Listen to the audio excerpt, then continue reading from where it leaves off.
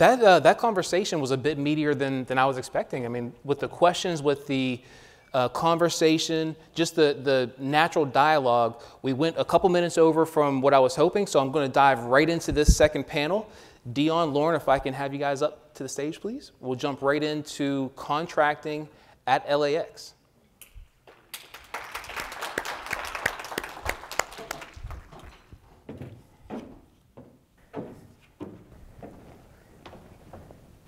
I'm going to sit closer to... I'm not sure. Is it the order? Is it a... Come on over. All right. Today's event was really cool for me because I can honestly say everyone that's up here with me is my friend. So it's so cool to have these conversations with your friends, but also having our new friends here and joining. We love the question. We love the interaction. Really looking forward to a reception after this where we can all hang out, shake hands, and maybe even have a drink or so. So let's jump into this one. I'm going to start by introducing these two friends. Lauren Weinbaum is the president of WMG Construction Management. And we've got Dion Rambo, CEO of Rambo House. Yes. Yes, excellent, excellent. So Lauren, I want to start with you. We'll kick right off here. You've been a partner of mine and a friend for a long time. We've had some great experiences at LAX. Some of the work you've done there, I mean, your signature is all over the airport. Can you step us through some of the work you've done at the airport just so we kind of know who you are, and then we'll start to dig a little bit more into your experience? Sure. So I landed at LAX in 2010 as part of the Tom Bradley International Terminal and completed that, and then have worked as part of the Terminal 6 redevelopment, the Terminal 3 redevelopment before it was torn down, and then the Midfield Satellite Concourse project, and then Terminal 3 again, when history repeats itself. You get to just come back and do what you've done previously. Hey, I left that right there. Come here. Lauren, there is an assumption out there that architecture, engineering, and construction is a boys' club, is a bit of a boys' club. And very, very impressed by the progress you've been able to make, and very curious for you just starting off with your company at LAX. What was your experience starting? What are some of the wins that had to happen to make you successful? Well, I think that one of the first things that happened, and thank you for including me today. This is a great opportunity. It feels like a homecoming. I know a lot of people here, so I appreciate that. But the way that we first got our start was the previous panelists talked about building relationships. And my last role, when I was previously employed by Walsh Construction, I was the tenant coordination manager. And I met almost all the airlines, Customs Border Protection, TSA, all the concessionaire operators through that role. And I met URW that way and then ended up working for them. And URW was the one that gave me my first chance as an entrepreneur to get going. And I think that's what really set things off, is getting the first chance. Absolutely. I mean, first one's the hardest one. First one's always going to be the hardest one. I understand that getting into construction at LAX can be difficult. I know that there are certain costs out there. There's insurances. What are things that make getting into construction at LAX complex? Well, first of all, when you're in your own business, if you were to work outside of LAX, the insurance requirements are a lot lower. And when you go and you set up shop and you have no revenue in hopes to set up shop, one of the first things you have to do is buy insurance. And the insurance limits are a lot higher, making it a lot more expensive. So that's challenging. Then there's also the badging process, which is something that you don't deal with on the street, the security clearances and making sure that you have access throughout all the terminals. There's also the fact that all the work gets done. I hate to do this, just want to interrupt for just a second. Not everyone here is from the airport world, so we'll talk about that badging just for a second. Sure. So, very easy way to think about badging. If you think about how hard it is for you to get a bottle of water through TSA, think how hard it is for Lauren to get hammers, tools, nails, and everything else into the airport. Therefore, you have to be badged so that TSA and the airport community knows that you're a safe partner to work with and enable you to bring those sorts of risks into the airport, that we can trust you. Very, very sorry to interrupt. No, that's okay. I mean, the other thing is most of the construction needs to get done at night, because in airports, you don't want to take away from the revenue. You don't want to be a nuisance. You don't want to end up on a Facebook account as LAX that there's so much construction going on, I missed the broadcast to board my gate. So I don't know about you, Chris, but I like to go to sleep at night, and I work during the day. So that was a bit of change. I'm just now able to sleep at night again. It's awesome. Thank you. And I'm curious, when you partner in construction, I'm pretty familiar with the partnerships, the joint ventures in the concessions industry, where I may handle payroll and you may handle logistics. What does that joint venture partnership sometimes look like on the construction side? So we do, in our business, half of our revenue comes from large general contractors. So I'll speak to that, and then I'll speak to the other half of our revenue that comes from large developers. So with the large general contractors, they come staffed and prepared. They have project managers and superintendents. People grow up in that industry. In the aviation community, there's these niche specialty roles. There's environmental management with MMRP. There's quality control management, because most of these airports have their own sets of specifications outside of what the building department deems as necessary. Then there's also permit management. So when we partner with these large general contractors, they don't have these resources on their staff, because if they were to go do a high-rise in downtown LA, they don't need these resources. So that's the role we fill there. Now, we had a recent partnership. We have expanded our company out to SeaTac in Seattle, and we just went through a partnering with Jacobs. Jacobs is a much larger firm. They would be called a prime, similar to a HMS Host or a Hudson in my world. And we partnered with them because we have the C1 program that they're doing out in SeaTac has a whole concessions piece. And they are the owner's reps firm as an extension of staff for the airport. And so we're coming in to advise them on what concessionaires usually look for when they're going to go lease a space. What kind of utilities do you need to bring to the space? What kind of portals? What is the logistics? A huge challenge in the aviation community from start to finish is the logistics piece and bringing in materials. So we partnered with them on a team, and then we proposed together. And then during the interview process, it's understood that that's our piece, which is much smaller than their much larger piece. But hopefully that's clear, the different partnerships between a developer side and a general contractor side that we do.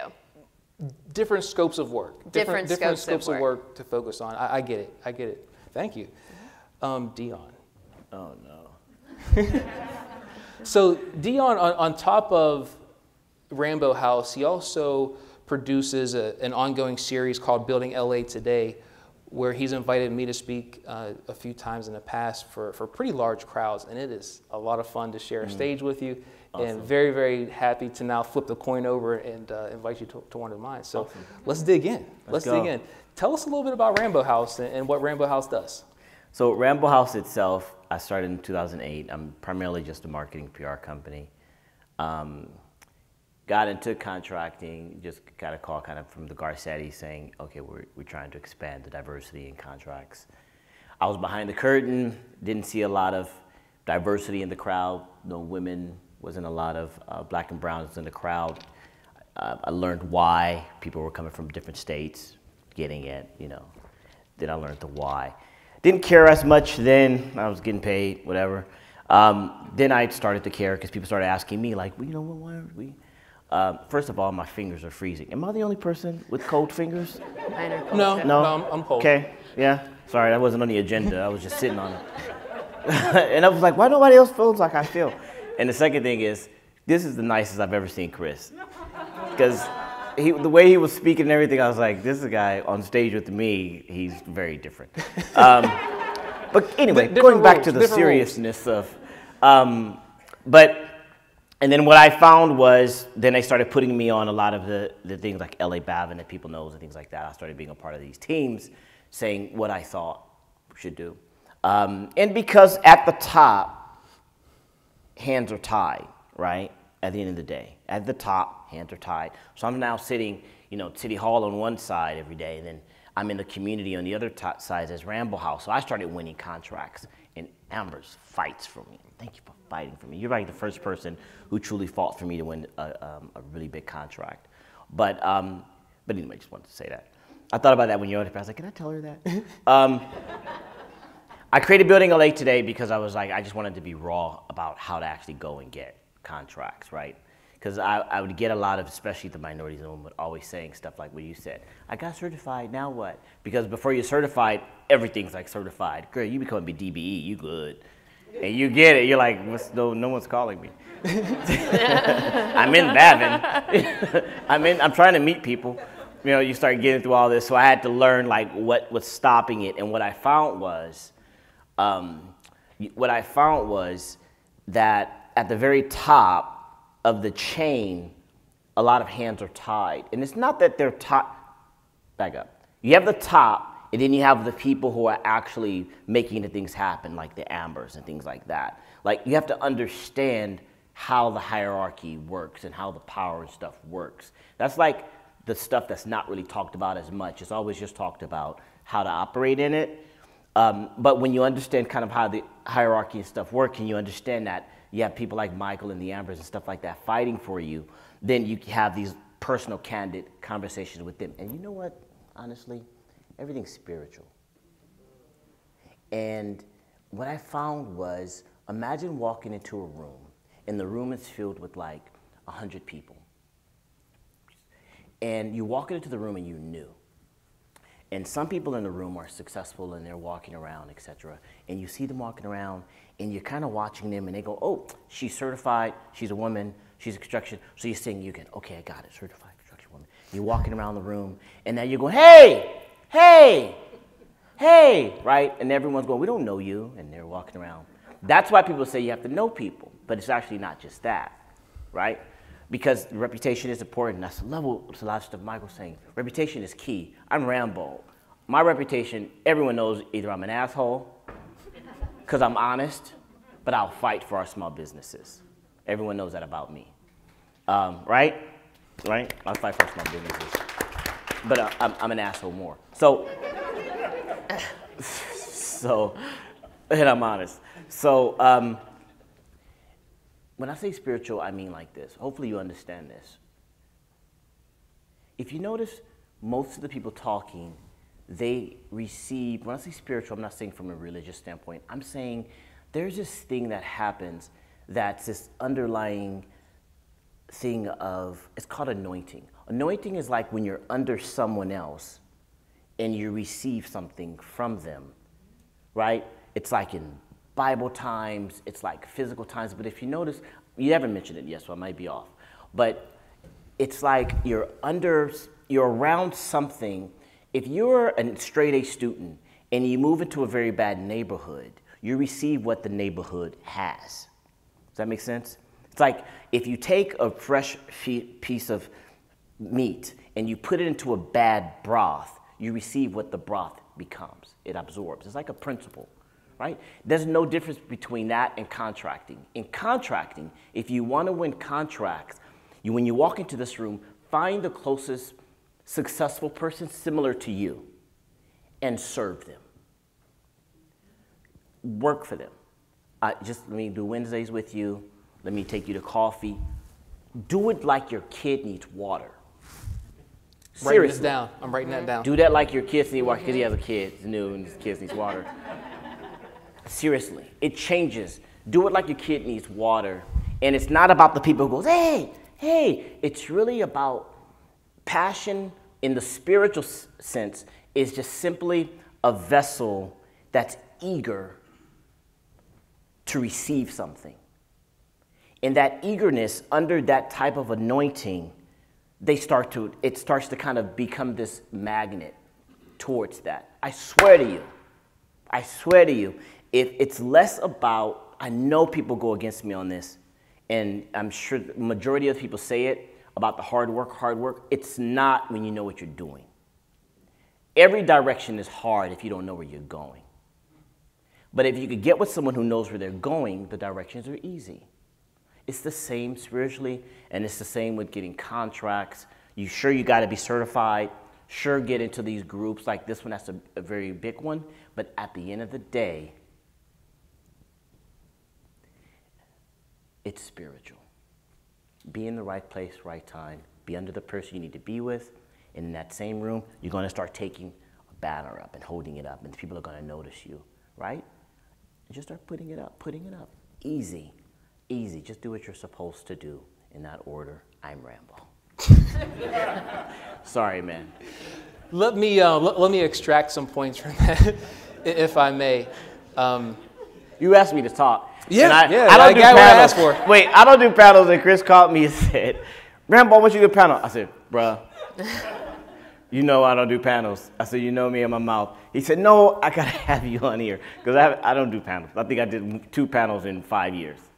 There were some warnings before today. Yes. It is true. It is true. All right, go. But what I like about what you said is, if I'm hearing you right, a mentor will show you the way. A mentor who is successful the way you want to be successful, that you want to emulate, is a very easy way to find that pattern.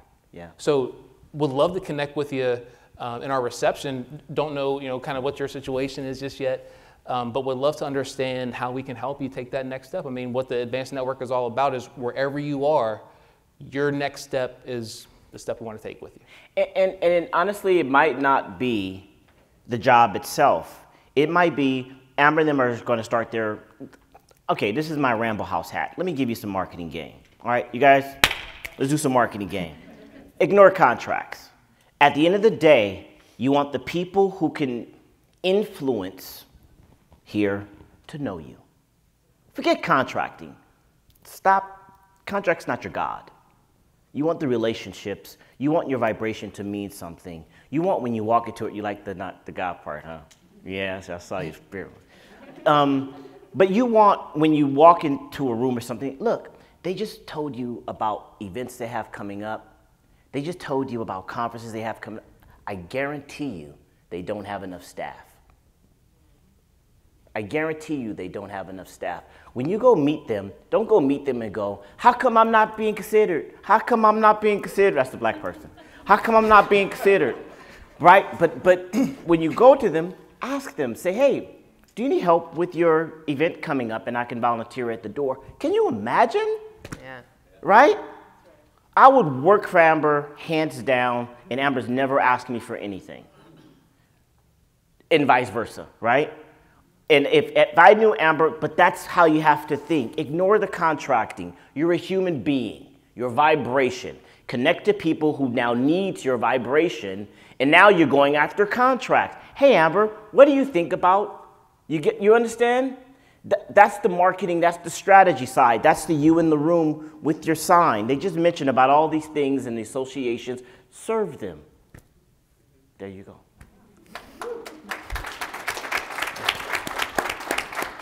I'm glad I called you.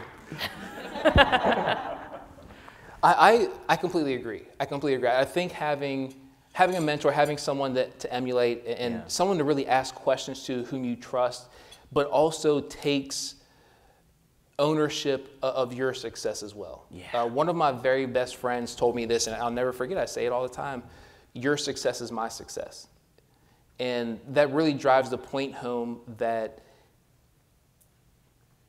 when you're winning, I'm winning with you. I'm popping bottles because you're winning. Yeah. And that's what Brother Greg in the back was saying about Nick. Is like when Nick's winning, I'm still winning. You know, there's nothing wrong with that. And then being able to draw from that experience and information, eventually you will get there if the passion's there. Dion, you mentioned LA Bavin a couple times. You mentioned that reference a couple times. What's LA Bavin? LA Bavin is... What's it stand for? Los Angeles Business. Are you guys familiar with LA Bavin? Who's not familiar with LA Bavin?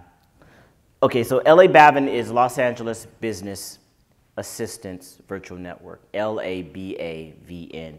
LABavin.org is the center of, the contracts that are happening around LA. Like if you're familiar with LA County, they have WebVin for vendors.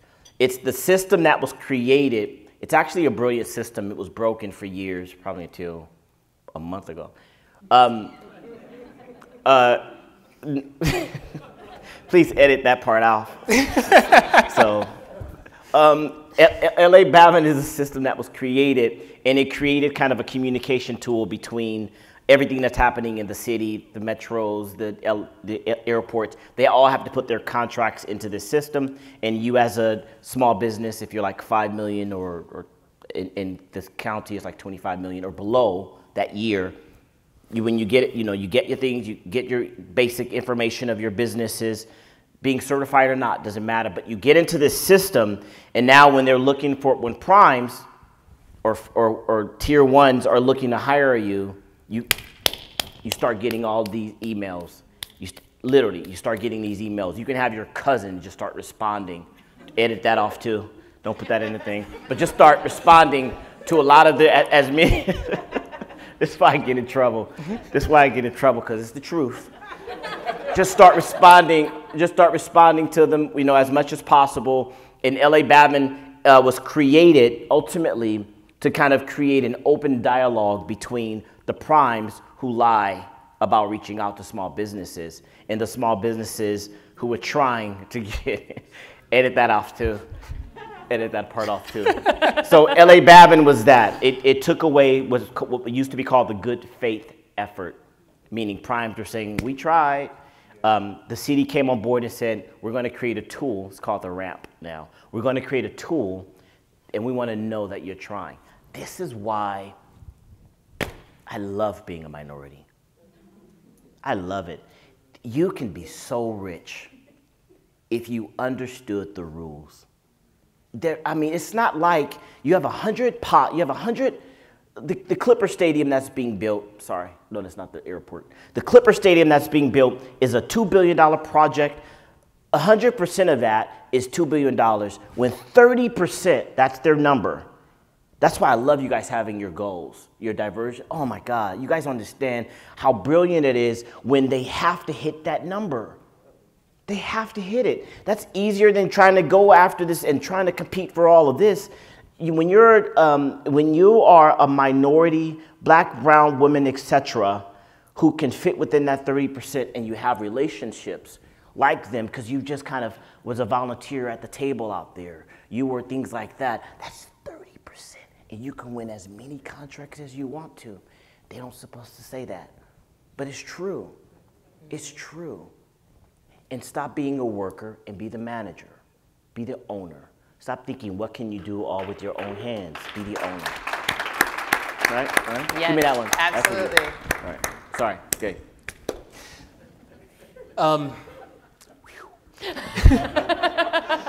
So I see this conversation kind of taking a similar path than the last one. I mean, from the content, from the banter right now, I'm sure we can go on for a bit longer. I want to pause here really quickly to see if there are any questions we can answer yet before we continue on with the questions and conversation.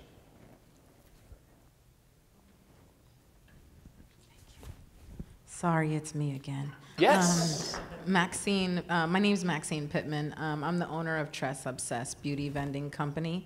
And I just wanted you to emphasize more, I forgot your name, but of Rambo House, to emphasize more about what you were talking about, just this process, I guess, with, the contract, the 30%.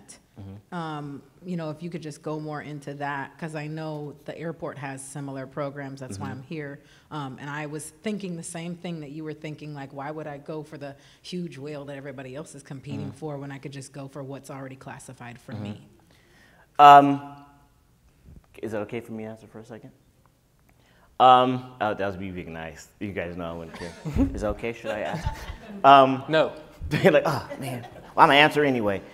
Right now in LA, if I landed on Earth today and my idea was to take care of my family, I would only do contracting. Really. Because it's the only thing that I own 4 companies. 3 of them are successful. One is my building LA Today, I give back. Real talk. And out of everything I do, if I woke up today, I would say contracting, because there's a mandate for them to hit a number. There's not a lot of opportunities for you, a woman of color, etc. Right? I could say that. There's not a lot of opportunities. So be very passionate about where the opportunities are, where the people like Amber and the Chris's and stuff like that have to fight for you. And serve them, right? Use the same things we just talked about. But when you have 100% pie, and I know Lawa has it too, right? Don't Lawa has your, what's your number for Lawa? We set ours per project, so this is an example of where you need to talk to the Ambers of the world so you can understand our game, because it's different. Every agency has a different game, so we have to set ours based on the individual project. So you have to be very kind of. So what's one specific project that is even coming up that you would say, you know, it's going to cost, let's say, $100? What's the percentage that has to go to? So I'm trying to think of something on the top of my head. So the Consolidated Rent-A-Car Center, which you'll all probably pass by here on La Cienega, I think it's an 18% small business enterprise. I'm trying to remember what the local, and then the DVBE is like 5%. So DVB is Disabled Veterans Business Enterprise. So it'll be different for each project, but. Is that, so when it's like, let's say it's $1 billion, and when you say 18% for just DBE, that's a disadvantaged business enterprise. So that's if you make $5 million or less that year, you qualify, or you can bid for it. But you mentioned the other certification. That's why the certifications come in. That's the only time it really comes in, is if you do that. But at the end of the day, that's really just going to kind of get you into the party. But if you can still do the work without being certified, right? You could still kind of, you know, bid for it. It's kind of a gold star when you're in the party. That's all that is. It's just gold stars. Go to Metro, get your certification, takes a month, and just put that in your pocket and don't even talk about it anymore. Don't say that out loud in public either. For you, just do that, right? Understand that there's a large pot, and people like Amber and Lawa, I'm telling you, I know a lot of people. I do the Mayor Summit. I do Accessing LA that you guys see. I created Accessing LA with the commissioners. When it comes to people like Amber and Lawa, who has that numbers that they gotta hit, she's on it. She'll text. Chris texts me. We need more. I know he can't. Can I say you do really fight for? They do. On their side. No secrets. No secrets. Yeah, behind the curtain, they're like, we got to get these numbers up. We want to surpass these numbers. They're super passionate about it. Once you have those type of people and they kind of know you, you guys understand we don't have time in LA to play. LA is not going to be the same in 2 or 3 years. Like, you guys should have your hands up with questions. Seriously. Seriously. We don't have time. That whole little, wait, what? You're going to wake up tomorrow, and if you don't have the answers that you need, you're not acting like your business is your child that needs water. That's the atmosphere that we're in right now. You're not going to see a lot of the young people in here because they don't have the same type of passion that we have, because they grew up with a different environment. It's us. It's up to us. Win as many as you could win. Go back and save your own community and your own family and put your grandkids through school. It's going to be a huge gap that's going to happen. And we need to act like our small businesses are our babies that need water. There should be questions. Next question. Actually, I had a question. Lorna, I'm curious, do you have any certifications for your business? Yes. So we are certified disadvantaged, small business, local business, and some certification agencies give us women-owned business. And in your opinion, how has that impacted your business, or has it? Well, getting going, because just like you said, it takes a while to get the certification. I think that certification is very important, and to Rambo's point, there's all this set-aside money, but it doesn't mean you can't go to work today. Right. It doesn't mean there might not be as many opportunities, but I would challenge you to hit it hard, hit it aggressively, go after it, build a reputation for yourself, so people aren't thinking, oh yeah, we have this set-aside money, and they're groaning that we have to give it to a business that isn't qualified. I mean, we are lucky that there's set-aside money. We are very lucky. But I would challenge all of us to make it so that that doesn't really matter. They would hire us anyway, because we're doing such a great job. We have so much passion, so much energy. Love it. I love it. And they're not even looking if you're a woman or not. They're not even looking. I love it. Or if you're black or not. That's how we're gonna change. Yes. And break down the barriers. We're very grateful for the programs. Yes. We're very grateful for the bipartisan infrastructure money coming. It is a gift that I probably will not see in my lifetime again. Let me ask you a question. So how does someone, sorry, Chris. How does someone you don't know, how do you kind of help anoint them? Like they walk into a room, right? You're in the room, and you have a great reputation, because I've heard of you even before I met you today. What do they do? How do they get close to? How do they serve you? How do they find out what to do without, you know, asking for favors? What someone like you would look for? So, I try to set the example. We don't sell a service that I haven't done myself, and it came to impact in the pandemic, where people were getting sick. People were being quarantined. And the previous panel was talking about what is your passion. So I don't think we need to go into business and say we do 100 things, right? We need to focus on what do we do well? What can we really knock out of the park? And I think it's my job, and all of us in the room's job, to have the conversation with the next generation and figure out what do they do well. What is their passion? And then once you understand that in our business, you can help foster. You could help, there might be an opportunity where we already have a contract and someone is going through the certification process and it's pending, but they could still get exposed and then get the certification, and then it counts towards the participation. There are those situations where you're able to say pending. Hopefully that answers your question. Well, two. One thing that I don't know if you guys knew this is, if you are in the process of going, if you're trying to get certified, and let's say you just started your process, if you add into, I'm not saying do this, I'm just saying this is a loophole. If you add in there that you're actually going after a contract, that you're going to go after a contract, it speeds up your application process, and they have to put you to the top of the pile. Great tidbit. Great tidbit. But what? Well, I was going to say, there also is, so I would recommend going through the California Unified Certification Program through Metro. Sounds like you did that too. But I do know, the reason I say to go through that is that it's pretty much, it's federally acknowledged and it's universal when you go to different municipalities.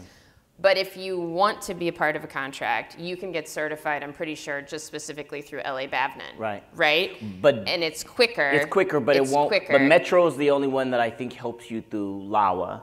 Right, Amber? Am I saying it wrong? I never understood. If I went straight through Bavin, I know I'll be going through business.lacity.org and all that. Is that still approval for airport? So let me take this opportunity. I should have done it when I was on the panel, and just give everyone our email address to follow up with specific questions. We can assist you, guiding you through the certification process. Our email is businessandjobs, J-O-B-S, businessandjobs @lawa.org, LAWA.org. And we do have reciprocity with a number of different agencies, which means, you know, you can get it through them and it's good here, or vice versa. So we can help you with that, and depending on what kind of business you have, whether you're a concessionaire, whether you're in construction, whether you're professional services, you know, if you're up for procurement, we can kind of guide you towards what's most efficient and what's going to be the most competitive advantage for your business. If you have a DBE, you know, most likely you will qualify for a small business, for an SBE. It's the same type of thresholds. And so we have more at LAWA, not at other, again, every agency is different, not at other airports, not at Metro. More of our contracts have small business enterprise participation as opposed to DBE. So if you're already a DBE and you want to compete at LAWA, I would say go get your SBE. So again, I don't want to get too into the weeds, but I think the important point is that the folks here are sharing valuable concepts, but then you really need to follow up with the Michaels and the Rambos and the Aprils and everyone else to get that specific guidance on what you are pursuing. Yeah. Thank you, thank you. Any other questions for this panel before we wrap up? You guys are reaching into yourself. Like he said, just ask a question. And again, we do have our reception following, so there will be... I'm such a bad business owner. He said ask a question. There will be another opportunity.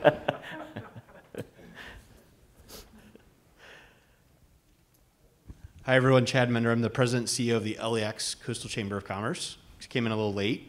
A lot of talk about certification. Just if you are not certified and you need some help with that, know that the chamber does have a program. We have a 4-week program that walks you through the how and the why, and our instructor will work one-on-one with you to get you certified. Jack Ochoa, who's one of the guys behind the RAMP program that's rolling out. URW is a member of our chamber. Lauren is a member of our chamber. So if you are interested in that, you need some help, come find me later, and I'd be glad to assist you in that process. We helped over 100 small businesses get certified during the pandemic, and we'd love to help you with that. Thanks, Chad. Thank you. Lauren, Dion, thank you both very I much. just want to say something. Oh, please, please. Greg Plummer, CEO, Enjoy Repeat, Concord Collective. What they just said up here is invaluable. Dion just told you the truth. When we came up, no one told us that. Lauren told you the truth. Be good at what you do, and then you'll get the opportunity. And know what you're doing. Know as much about it. So I just wanted to give you a flower. That was amazing because when we came up, no one told us anything. It was like, how do we keep this information away from people? And now it's, let's give it out, and it's enough for everybody. So awesome. Thank you, man. Thank you. Thank you guys both very much. Thank you. Thank you very much. Thank you.